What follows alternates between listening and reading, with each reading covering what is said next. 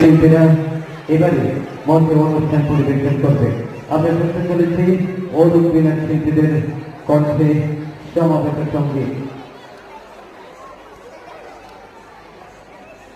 তারপর আমরা একটি দ্বৈত আবৃত্তি শুনব। দ্বৈত আবৃত্তির পরে ভূগোল বিদ্যালয়ের শিল্পীদেরকে মঞ্চের পাশে রেখে নিচ্ছি। আপনারা যে চলে আসুন। ভূগোল বিদ্যালয়ের শিল্পীরা আমাদের ভারতবর্ষের